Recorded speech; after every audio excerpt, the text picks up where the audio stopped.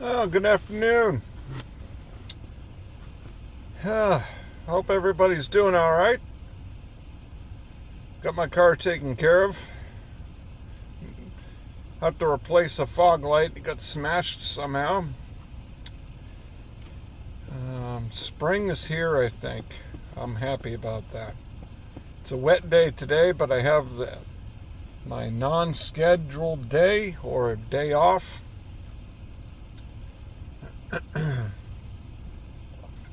Doing my laundry. I'm going to a place up the street. It's quicker.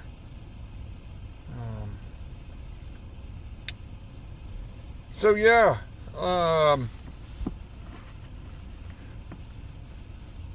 just thinking, feeling better. Not, yeah, I'm back to eating normal again,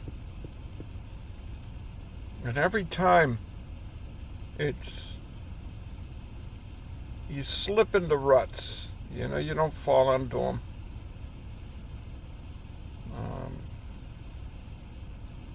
It's understandable. Life is life. It's interesting how, working the hours that you work helps slip into these ruts because of convenience, how easy it is. If you're doing a good job one day and you're happy with what you've done, you want a reward. So, not trying to be crazy, and I'm not like an extremist when it comes to food, but it's crazy the shit that they put in your food. And,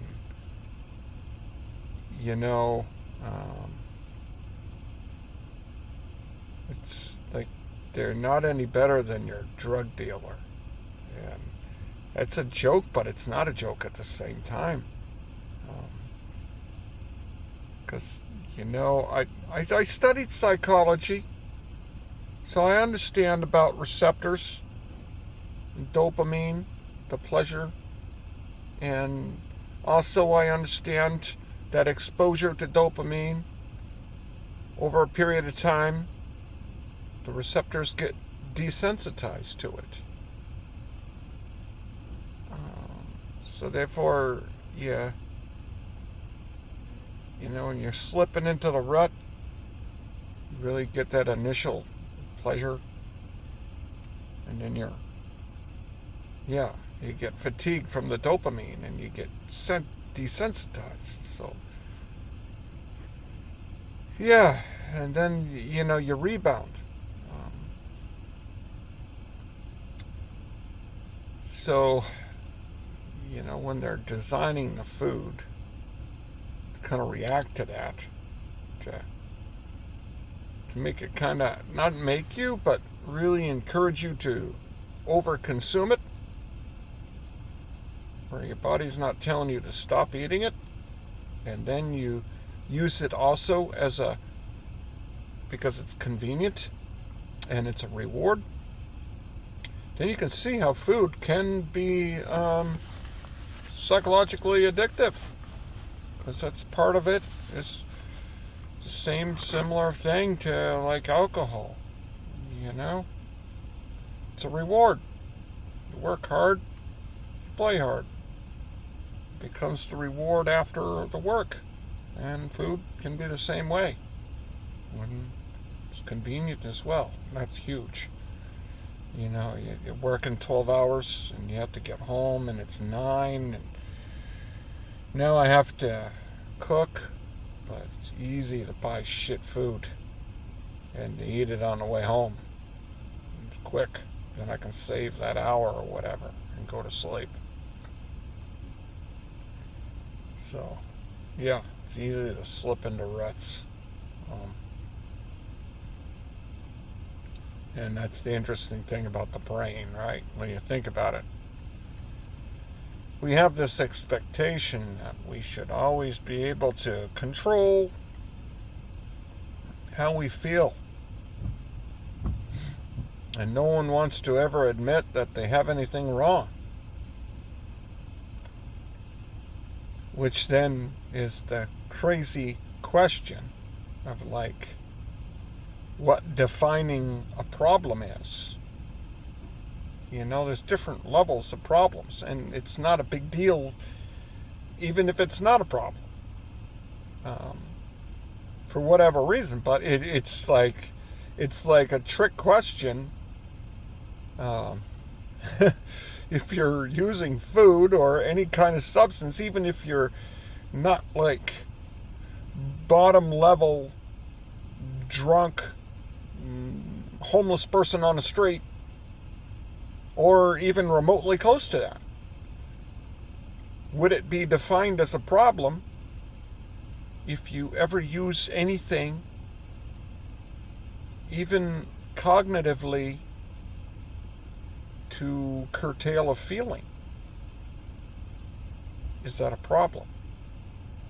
It's like the idea, the judgment that you should be able to do that all within your mind naturally, that you shouldn't have to utilize food or a drug or an alcohol substance in order to be able to cope or to be able to feel good. You know what I mean? It's a trick question. It's tricky, especially admitting that, it's tricky. All different levels. Nothing's black and white.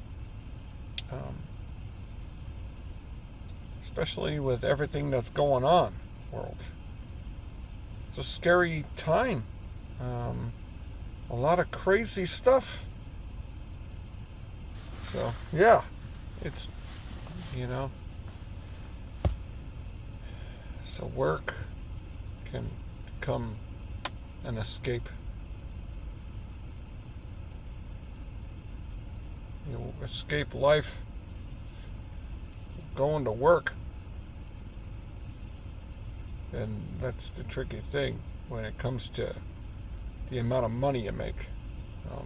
And you look at some people in the elite circles make crazy amount of money that for the effort that it takes. You know what I mean? Then you can see how the amount of money you make is there to keep you where they think you belong. That's why, like you call it leverage money. Money that's going to just get you by. But it doesn't really buy you freedom because you need that money. And you don't quite have enough saved yet, or you're going to have to work a lot longer to save it before you can get that freedom money. Like they had an example of Epstein. I guess he arranged the Rothschilds and the Justice Department to get together for a plea deal. Because I guess the Rothschilds were teaching for money their clients how to kind of evade taxes. And he got paid $25 million for arranging it. Just think about that. You arranged a meeting between two parties. And you get paid $25 million for that. That's freedom money. I mean, you're no longer under leverage when you get paid $25 million to arrange two parties. When the deal goes through and you get paid $25 million, that's freedom money. That's money that gives you freedom, that allows you to live. If you're making $25 an hour even, that's not freedom money. Especially with inflation and everything. You're under leverage money. So when you're working all these hours, you realize, what kind of freedom do you really have? Who's really in control of your life? It's mind-boggling. And that's why I guess it's important to do what you really want to do, to try to anyways. And it touches on how people think that's a lot of money, $25 an hour. Not that I make that much. I don't think I make that much. The post office does crazy things. They have like V in this and then number that you know you're not making. And so they don't really put on the pay stub what your concrete hourly rate is. So I don't really know what money I'm making except for what I net and what I gross. You know what I mean? They make it confusing. So I don't think I'm making $25 an hour. I think I'm making like $23.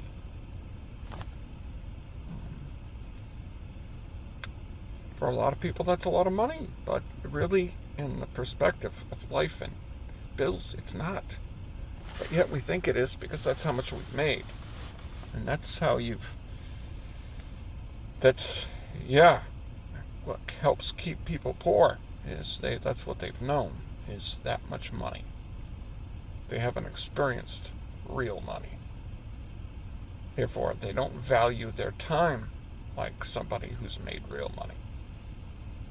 It's part of how you're shaped, right? Which helps keep the powers that be in control. And the hatred. I guess some people do have a hatred. That's a strong word. Because I saw an ad, talking about how McDonald's employees are making like 28 or something an hour. I don't have a problem with that. McDonald's makes a lot of money. Dude, a fish fillet and a double quarter pounder and a shake, and I think I got fries that night. It's like $23 or $30. That's a lot of money. So if they're making that kind of money and they have all those kind of customers that are buying stuff, they're making a lot of money. So what? That the McDonald's worker is making that much money. If the business is making that much, they can make that much, because you're not going to be selling a product if they're not flipping those burgers, obviously. So why should I be like, it's working at McDonald's, it shouldn't be making that much money? You know what I mean? It's ridiculous. And that mindset helps the rich gain support from the poor. Because you got poor people hating on poor people for making money they think they shouldn't make. It's kind of crazy. What do you think about it?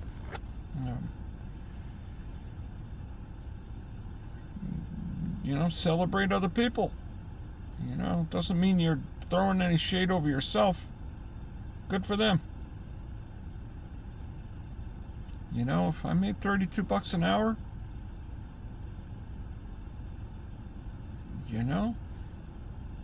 I could get 32 to 40.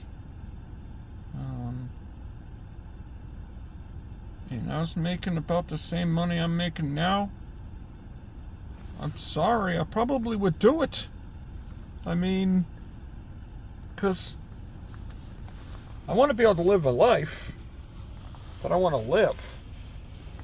Because fitness is important to me. It really is.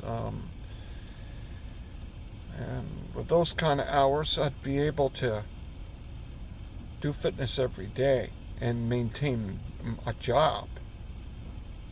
So, yeah, people would judge. It's like, why would you quit the post office to work at McDonald's? Not that I'm going to do that, but what's important? working 12 hours a day, spending an hour one way, an hour another way, probably like maybe 2.25 hours a day transporting. That's like 14.25 hours a day that I'm consumed moving towards work. And being able to like work at McDonald's in the same town, spending maybe 20 minutes and getting the same money, then the quality of life would be better. Judgment-wise, people would be like, oh, you work at McDonald's? What happened to your life, man? You suck. But the quality of your life, being able to, like, work out every day, do what you really want to do, and live a life, would outweigh that, because that's what really counts, not people's judgments about stigma or whatever. You know what I mean? But at the same time, when you work in restaurants, you're not going to get like 40 hours. They're going to give you like 28 to 32 hours. So, you know what I mean? So, yeah. I mean, I'm not complaining about working at the post office. But, I want to be able to run again, rather than just do it 2 days a week. Get on my bike. And that weighs on you. Because I can get on the 8-hour list, but I don't make enough money on the 8-hour list. Because the 8-hour list, I get like $1,400, $1,420 or something like that. And that's not enough really to pay the bills. It's not enough. So I'm kind of caught in the topic. Leverage. That's leverage.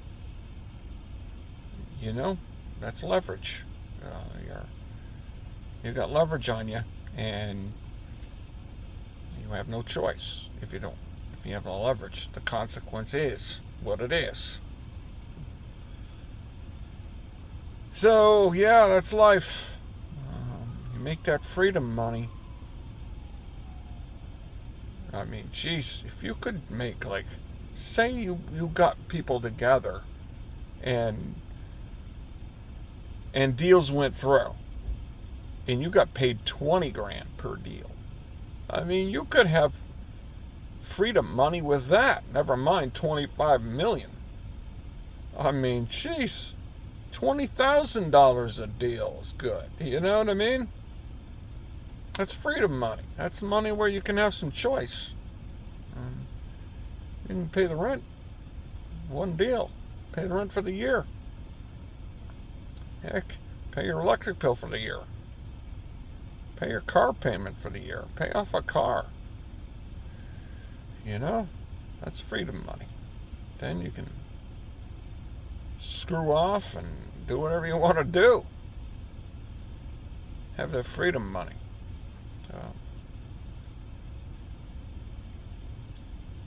So that's part of the world in which we live. But I do like being a mailman. I've always wanted to be one. And, I do like working. And a lot of the reason why is because, I can't stand being bored. And that's a lot of the reason, too, I'm really hooked on fitness. You're doing something. It releases that endorphin, That's another reason why I like eating food. And I eat a lot of food. It's like I overindulge in things.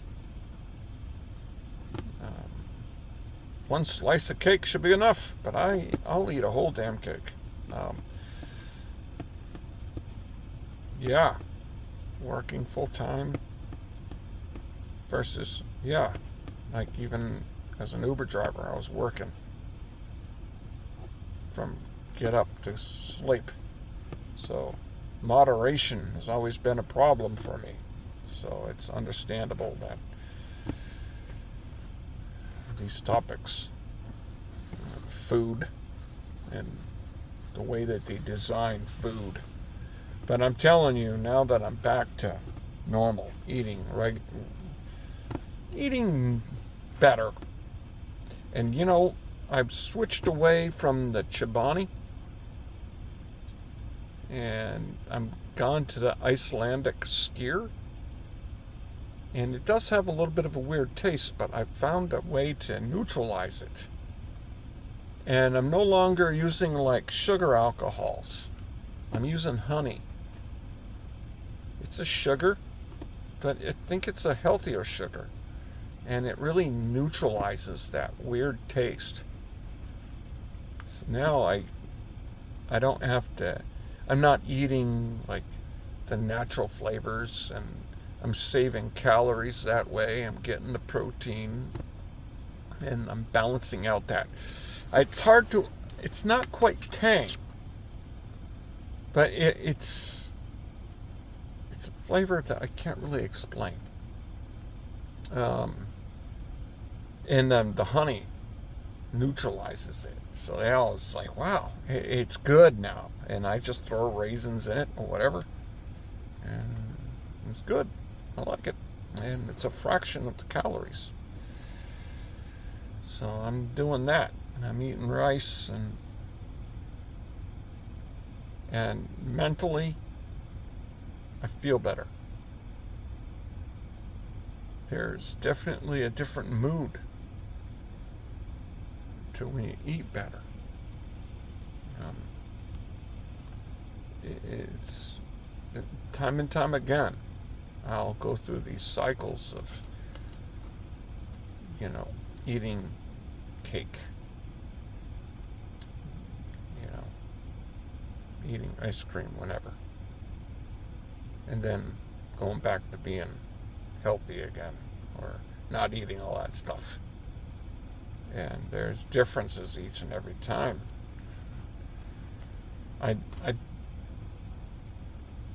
The effects.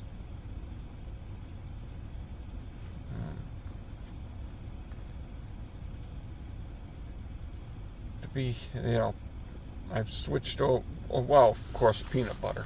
I eat a lot of peanut butter. The Teddy's peanut butter. I love that stuff. It's good. It's just salt and peanuts. So I eat a lot of that. I eat a lot of raisins. I eat rice, chicken. I'm going to stop eating the corned beef hash and the Spam. They do state that, it's really unhealthy for your blood vessels. I don't really want to tax my body. Probably spending a little too much money on the supplements.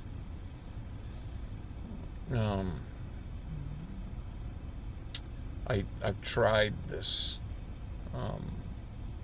perfect hydration. It uses glucose, and it's good stuff. It's not placebo, I don't think. When I'm biking on it, it's good. I can feel the difference in my body and energy when I'm biking. Yeah, I feel it. I don't piss 5 times a day either, actually. I'm only pissing like once or twice. So my body is retaining the fluid more healthily. My mid-fat on my waist is pretty much gone now. I feel good. This morning I was feeling a little bit dizzy. So the balance of maybe being a little too under calorie. I think I ate maybe like 1,800 calories the night before, and then I walked all day. So running a little bit too much of a deficit, I think. So when I climb up on the calorie count, I'm going to do it more healthily, not climb up the calorie ladder via eating cake and ice cream. Do it in a more healthy manner, in a better manner. Because it doesn't feel good to just, that lack of, I guess, control of portion when it comes to eating cake, eating too much of it. You know what I mean? Like it's a drug or something. And, with all the ingredients they put in it, and they're putting crap in it that just really makes your brain really like it. And then I'm thinking, well, tomorrow, I'll eat healthy tomorrow. And then tomorrow, I'll say the same thing. And here it is, a month and a half, I've been in that rut. And now I have to get back to normal again. And it's like, dang. So balance in life is pretty hard. And at some level, everybody has their issues. It's part of human nature.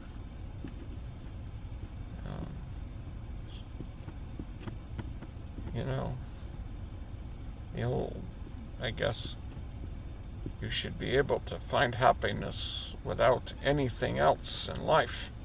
Just be able to, I'm pretty happy in life though. I really am. I'm a lot happier. But the goal is to be able to, not be reliant on other things. So I guess that's the philosophical question to answer. If something's a problem, that would be it. Like, are you using X because you want to alleviate stress or reward stress or whatever? Then I guess that would be the crux of it, is that you're using that instead of being able to do it yourself. That's just one facet of that, I guess. Which, I've been thinking about God and thinking about good and evil and wondering, it's like, does God punish thoughts versus behavior? That's a good philosophical question to ask. Are you guilty for the thoughts, or are you guilty for your behavior? Because if you have a bad thought but you didn't act, then you did good because you didn't act on the thought. Versus, well, you had the thought, you're guilty. You know what I mean? But you didn't do the thought. But you were guilty because you had the thought. And that's the thing. It's like, well, how does the thought come? Sometimes thoughts just come. I mean, obviously we look and we see something and then we think based on what we see or how we're feeling, but not everything's like that. So then the origin of thought and how a thought even pops into your brain sometimes, you don't quite put your finger on why. And then sometimes you think you got the reason why, and that's probably not even the truth. So, when it comes down to it, you just pre-damned. I think, I obviously would be the believer in forgiveness and being able to redeem yourself. Because I think on some level, it can't be perfect. on some level. There's no perfect, you know. That's kind of what leads into, you know, when I'm thinking about like people and stigma. We don't want anybody to know that we're suffering on the inside sometimes. And sometimes some people suffer and they don't want no one to know. So they express themselves in an upbeat manner because they want everybody to think that they're upbeat and they're happy. So that's probably the psychology behind people that are always so happy all the time when they're not really happy at all. You know, I'm not quite calling them full of shit. But if you're truly happy, then you don't need to show everybody. You don't need to express it like that. That's kind of the psychology behind that. You know, you're trying to fool people, and sometimes people are trying to fool themselves into thinking that they're happy until they become happy. And I think actually you can do that. So that's the rabbit hole of the brain. Is at some level you gotta just not be negative, but at the same level, you know, that's why people get involved, because we have a stigma against being angry and being depressed or being sad. It's the toxicity of happiness and positivity. You know, we judge those who are being negative. So therefore everybody wants to fall in line and be liked and not be judged. So they get competitive and they express themselves always, you know, I'm this happy-go-lucky, upbeat person all the time. I work the hardest and here I am. You know what I mean? That's their persona that they're showing. And so it's a social origin of the issue of life and control. And I think that's what helps lead people into ruts, into problems, is the humanity, the problem of being human. And religion, like, look at the Watchers. They got involved in finding women attractive. So they taught humans that didn't know all these things they weren't supposed to know. So if your angels couldn't cave, couldn't be disciplined to their desire and know that, hey, God doesn't want you banging these chicks because you find them pretty. You need to do the right thing and not bang them to be hip in what I'm saying. But obviously, they didn't have the discipline because that's what they did. So what do you expect from your human being? You gonna judge us? You're angels. Fucked up. You know what I mean? That's I guess the question of the impossibility of being perfect, which you can't. So it wouldn't be fair to expect perfection when the people at a higher level, the angels, weren't perfect. And yeah, so therefore you have to have forgiveness. Because you created the evil. By that, I guess, that's how you created evil. And, you know, when it comes down to thinking about that, and the theories of, like, nuclear war back then, I mean, and what we're facing now, it's like, jeez. Yeah, never-ending warfare. It's easy to look at it through socioeconomic lens, but it's just a humanity problem too, I guess. That somehow human beings just can't get along. That there is going to be a small part of the population that's going to be able to maintain control. It's going to fuck shit up. And I guess that's what happened, was the Anunnaki, after all this, anointed a few families or whatever to control, which then obviously that's kind of what's going on now, is the few that have control. So I mean, obviously that's kind of like almost a continuation, I guess. I don't know, but yeah, freedom and the problems with people. Not everybody. I think everybody is good on the inside. I think everybody has the ability to be good and evil. And yeah, it's tricky. It's a tricky question to think about. So one, I guess, way to step in the right direction is not to hate on other people for making more money than you. Therefore, you can try to be better.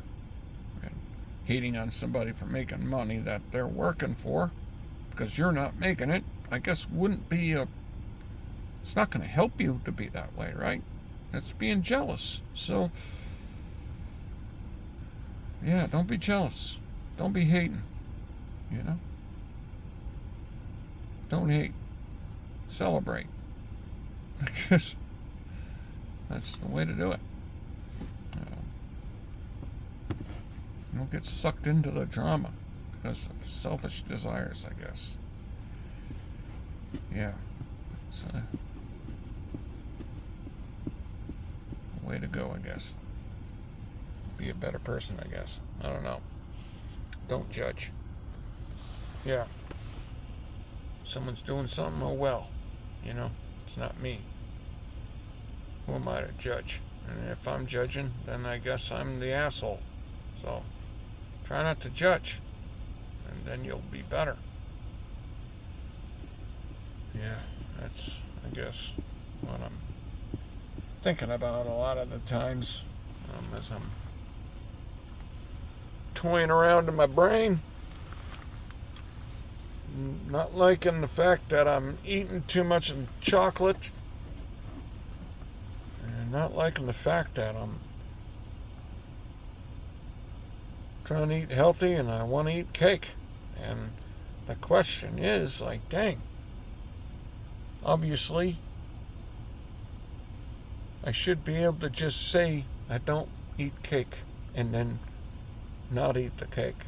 But then here I am eating the friggin' cake. And that crux of control is going to make you feel bad. So, not being able to control how you feel absent the cake makes you feel like, dang, abnormal, I guess.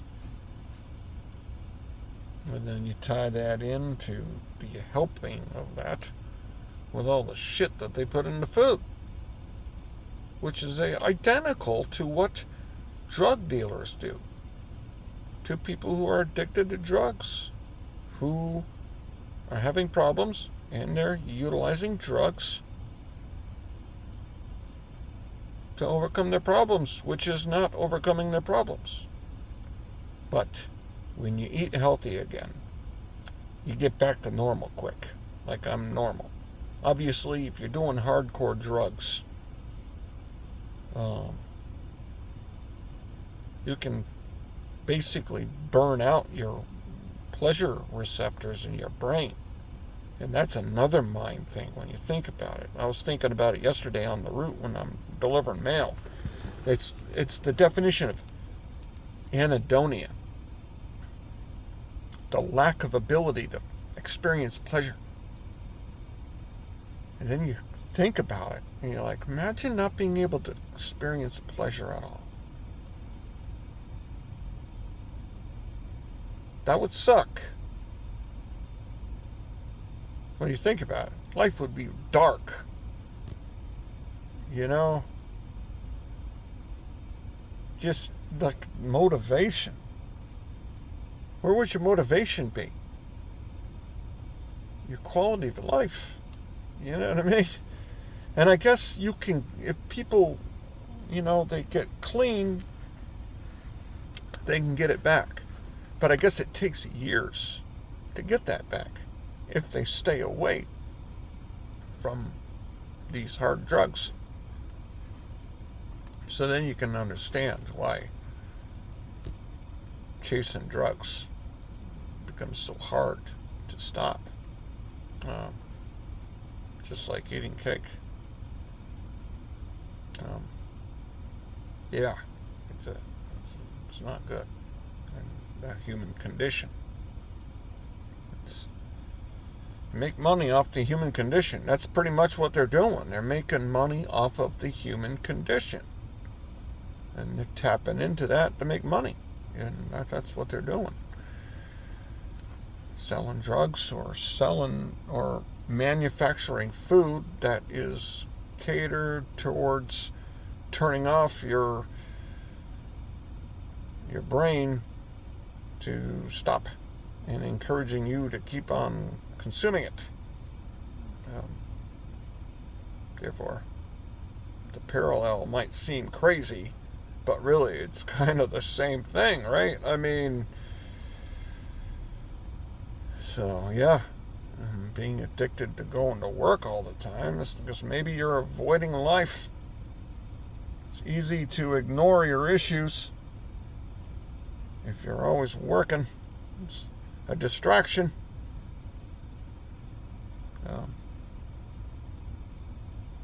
Maybe it's easier going to work than not working.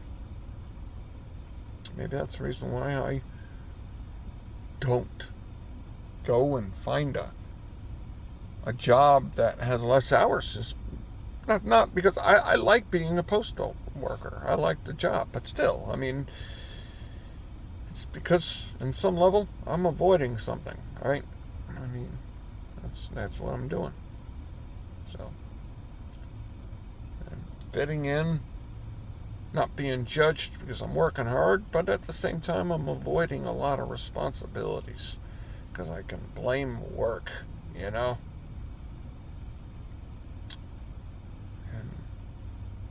that's going to make me feel bad because there's things that I need to do. I need to be responsible, to be part of other people's lives that I say that I will be, and I don't because I'm working. So I'm pretty much being neglectful and using the job as an alibi, pretty much. That's what that is. And that, of course, is not going to make you feel good about yourself when I'm doing that. So, yeah, I guess that's topics. They might seem like they're not related, but really they are. So, yeah, that's the craziness of the world. I don't have the answers. If I did, yeah. So the mind is a crazy place, and you have the behavior and the thought. And yeah, I believe that thoughts are thoughts. I don't agree with the idea that we need the thought police. We have the behavior police. Don't violate the rights of others. Shouldn't be getting prosecuted for thoughts because that's just what's in your head. And it's easy to get lost in that. You're a criminal because of a thought, a way of being that's mental. Yeah, so